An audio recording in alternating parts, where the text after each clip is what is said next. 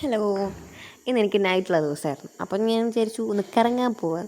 ഞാൻ പ്രണവ് വിളിച്ചു, ഒന്ന് വൈമാളി പോകുന്നുണ്ട്, നീ വരുന്നോ? അപ്പം ഞങ്ങളെല്ലാവരും കൂടെ പോയി. എൻ്റെ വീട്ടിൽ നിന്ന് എല്ലാവരും ഉണ്ടായി. ചേച്ചിയുടെ വീഡിയോ ആണ് ഇപ്പോൾ എടുത്തത്. അൺഎക്സ്പെക്റ്റഡ് പോലെയാണ്, പക്ഷേ സത്യം പറഞ്ഞാൽ ഇത് അൺഎക്സ്പെക്റ്റഡ് അല്ല. അവരറിഞ്ഞുകൊണ്ട് ഞാൻ അവർക്ക് എടുത്ത് കൊടുക്കുന്ന ഒരു വീഡിയോ ആണ്. ക്യാമറമാൻ ഞാനായതുകൊണ്ട് രസമുണ്ടെന്ന് എനിക്കറിയാം. പിന്നെ ഞങ്ങൾ കുറേ വീഡിയോ എടുത്തു, ഞാനും കുഞ്ഞിനും.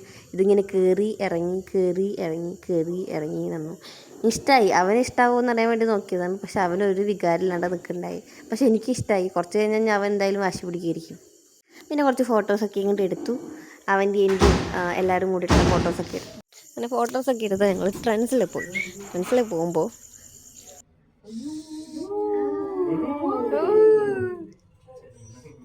കുട്ടീനെ ഒന്ന് പേടിപ്പിക്കാൻ നോക്കിയതാ. ഇവൻ ആരാ മോൻ. പിന്നെ ഞങ്ങൾ വെടി വെക്കാൻ പോയി. ചേച്ചിയുടേതാ ഇപ്പോൾ ആക്കും എവിടെ അതാ ചേച്ചി വെടി വെച്ചിട്ട് ഉള്ള ഒരു ആക്ഷനാണ് ഇപ്പോൾ നമ്മൾ കണ്ടത്. അടുത്തൊരു ആക്ഷൻ അത് കിട്ടിയില്ല, അത് ഇതിൽ ക്യാമറയിൽ പതിഞ്ഞില്ല. അതും ഇതുപോലെ ഏതാണ്ട് തൊരിഞ്ഞതായിരുന്നു. അങ്ങനെ ഞങ്ങളൊക്കെ വെടി വെച്ച് വലിച്ചു. പക്ഷെ ഞങ്ങൾക്ക് ഇട്ടെന്ന് അടിക്കാൻ പറ്റിയില്ല ഗൈസ്. അത് കണ്ട് ഞങ്ങൾക്ക് പാവ കിട്ടിയില്ല. ഞാൻ വൻ പരാജയമായിരുന്നു. എവിടേക്കോ പോയിട്ടാണ് എൻ്റെ സൂചി വീണത്. തോക്കൊക്കെ പിടിച്ച കാലം മറന്നു, അതിൻ്റെയാണ്. അല്ലെങ്കിൽ ഞാൻ ശരിയാക്കിയേനെ.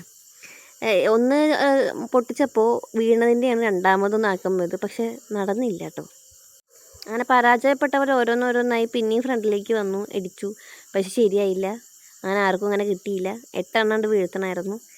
ഞങ്ങളത് നിർത്തി. പൈസ കൊടുത്തുള്ള പരിപാടിയായിരുന്നു. താല്പര്യം ഉണ്ടായില്ല. ആ പൈസയ്ക്ക് നമുക്ക് എന്തെങ്കിലും തിന്നാലോ. അങ്ങനെ ഞങ്ങളതൊക്കെ കഴിഞ്ഞ് എങ്ങോട്ടാണ് പോയേ? മാപ്രാണ ഷാപ്പിലേക്കാണ്ട് പോയി.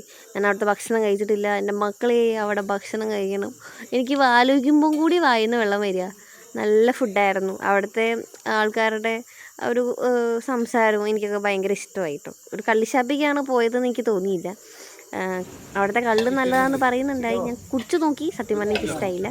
പിന്നെ അവിടുത്തെ ഫുഡ് ആടായിരുന്നു എനിക്ക് ഏറ്റവും ഇഷ്ടമായത്. അത് ആടാണെന്ന് എനിക്ക് മനസ്സിലായും കൂടിയില്ല. പക്ഷെ നല്ല ടേസ്റ്റായിരുന്നു. ബീഫൊക്കെ കാണണം, തൊലി തൊലിച്ചിരിയായിരുന്നു. കുറേ കഴിച്ചു. അന്ന് എത്രയാണ് കഴിച്ചതിന് ഒരു അപ്പം കള്ളയപ്പമായിരുന്നു. അത് അവിടുത്തെ ഒരു പ്രത്യേക കള്ളയപ്പമായിരുന്നു. ആ കള്ളയപ്പവും ആ ബീഫും അങ്ങോട്ട് എടുത്ത്, അയ്യോ എനിക്ക് ഈ വീഡിയോ കാണുമ്പോൾ ഇപ്പോഴും വായന്നെടുത്ത് വെള്ളം വരിക. നല്ല ടേസ്റ്റായിരുന്നു അത് കൂട്ടി കഴിക്കാൻ വേണ്ടിയിട്ട്. നിങ്ങൾ പോയിട്ടില്ലെങ്കിൽ മസ്റ്റ് ട്രൈ. മാപ്രാണ ഷാപ്പിലേക്ക് പോവുക.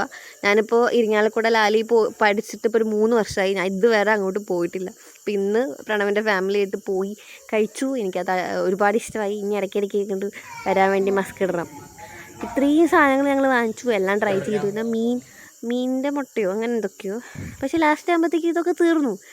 എല്ലായിടത്തും തീർപ്പാക്കി. കാരണം അത്രയും നല്ല ഫുഡായിരുന്നു. ഇത്തിരി പോലും ഞങ്ങൾ ബാക്കിയാക്കാണ്ട് കഴിച്ചിട്ടുണ്ടെങ്കിൽ നിങ്ങൾ ഒന്ന് ആലോചിച്ച് നോക്കൂ. അത്രയും നല്ല ഫുഡായിരുന്നു. പിന്നെ ഞങ്ങൾ വെള്ളമൊക്കെ കുടിച്ചു.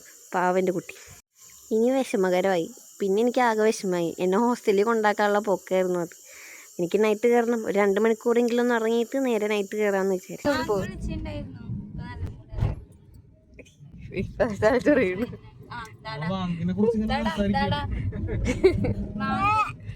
എനിക്കറിയണ്ട പാപ്പ. വാങ്ക് എന്ന് പറഞ്ഞാൽ അവൻ കൈയിട്ട് കൂപ്പി തൊഴുന്നുണ്ട് കേട്ടോ. എന്നെ അവിടെ ഇറക്കി. ഞാനൊരു 2 മണിക്കൂർ ഇറങ്ങി. പിന്നെ നൈറ്റ് ഡ്യൂട്ടിക്ക് പോയി. ഇന്ന് തിരക്കൊന്നും ഇല്ലാത്ത കാരണം നേരത്തെ സുഖമായി ഇറങ്ങി.